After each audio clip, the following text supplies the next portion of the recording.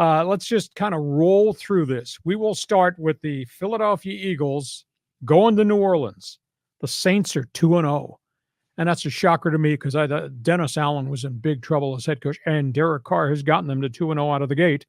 And you got an Eagle team coming off a really bad loss last week. Philadelphia had no pass rush. Their secondary wasn't very good, and the Eagles got beat by Atlanta.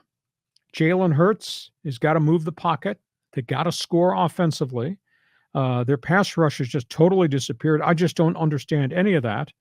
And you got Derek Carr and you got Alvin Kamara. I think Philadelphia is going to make a statement. I think Philadelphia is going to come back and play much better this week going into New Orleans.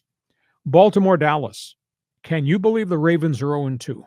It's really hard, but you have to understand their philosophy. The offensive line's in flux.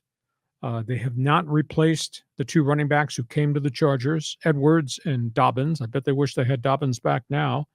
And then you got Dallas. Dallas gave up 44 points at home last weekend to New Orleans.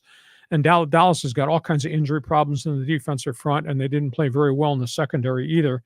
I think Lamar Jackson, Dak Prescott would be a fun matchup, but I think Baltimore probably bounces back. San Francisco Rams. A lot of people don't know this. Sean McVay is 1-9 against the 49ers. Really? Yeah. Wow. And it's going to be 1-10. Yeah, I think so. I mean, they have so many people hurt. And now they got a roster number problem in addition to guys hurt. When you can put your injured players on IR, but you can only recall 8 players over the course of the entire season. And they got so many guys on IR right now, they decided, even though Cooper Kupp can't play because he's got a significant ankle injuries and a cast, they can't put him on IR because for them to recall all the offensive linemen on injured reserve, they're going to use up the 8 of their recalls. So the Rams are just a disaster. And now you got Nick Bosa lining up, and that's Matthew Stafford. That's a bunch of backups in the offensive line.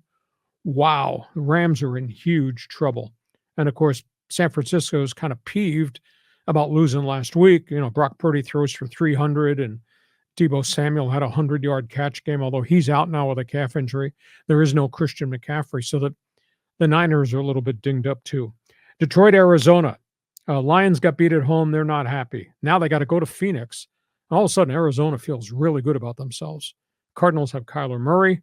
James Conner coming off a big 100-yard game. Marvin Harrison caught 4 for 130 last week. I'll tell you what, Detroit, they could get ambushed in that game in Arizona.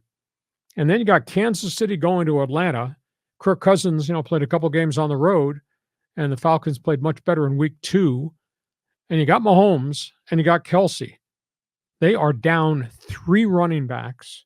They have now lost Marquise Brown for the season, who underwent emergency shoulder surgery. Suddenly, Kansas City's missing a bunch of pieces that wrap around Patrick Mahomes in offense. So this is going to be fascinating to see. And Kansas City benched their left tackle. He's a young guy that they had hoped was going to be a star immediately. He leads the league in penalties after 2 weeks, and they sat him in the middle of last week's game and went to a journeyman, and that didn't help either. So suddenly, Mahomes has got some issues. So can Atlanta beat Kansas City? Maybe. Can Arizona ambush Detroit? Maybe. Rams going to be a tough weekend in Frisco. Lamar and the boys in Baltimore, I think, will win in Dallas. Can you imagine the Cowboys losing another game at home? And then you got the Eagles in New Orleans. I think Philadelphia bounces back. So those are the hot games on the board. John, throw some darts there. Tell me the games you like. Well, I want to go back to the Rams.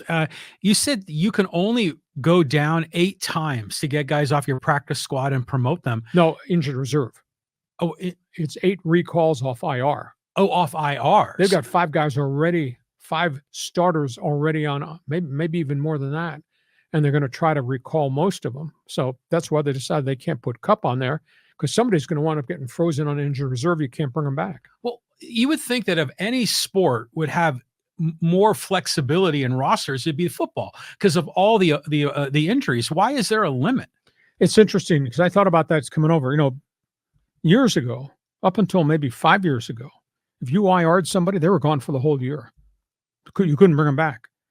And then competition committee and the general managers and coaches said, the injury factor in the NFL, as you're alluding to, John, correctly, injury factor is really significant. Let's allow 3 recalls a year. But, you got the Rams got their whole bloody offensive line, Yeah. 3 DBs, they're all on IR already. So 3 recalls, that doesn't help you. So then the theory was, okay, we'll bump it up. Then they finally bumped it up last year to 8. The problem is that people in the past were stashing young guys on IR and letting them sit there all year to, quote, develop them. But they weren't really hurt. And a lot of people started, the Washington Redskins, Bobby Beathard is the one that actually pioneered that back in the day.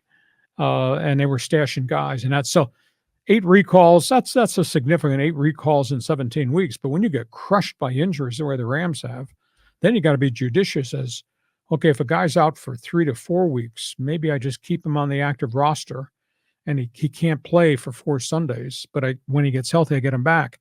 Because Rams, as I say, I think the Rams have got 5 offensive linemen and 3 DBs already on IR, and they're going to try to recall most of them. Now, that might be mid-season. It might be a couple weeks from now. It might be in November, but you only get 8 recalls. That's difficult to manage. Sure. That's really hard. I mean, just to go through some of these other games, the Eagles lost last week, and boy, Kirk Cousins looked great at the end, but Saquon Barkley missed that pass, that could have put the Eagles in a position to win, so I was surprised. That was a huge upset. Yep. So I'd love to see the Saints come over and knock the Eagles off. Yeah. The Cowboys starting off 0-2 to me is just hilarious. Niners are going to roll. I expect that. Detroit, I can't imagine. They got ambushed last week. I think they're going to win this week in Arizona. And it's hard to bet against the Chiefs, but the Falcons are playing really good right now. And Kansas City's got a lot of guys dinged. They're down 3 running backs. They're bringing guys off the street this week. Yeah, Pacheco's hurt, right? Yeah, he had surgery. He's gone 6 to 8 weeks, fractured ankle, got hurt right at the end of the game. Unbelievable. So that's where you are. Andy Reid's cooking up some. Yeah, that's where you are around the National Football League. Fans Forum chat box is open. You want to talk about one of the marquee games on the schedule.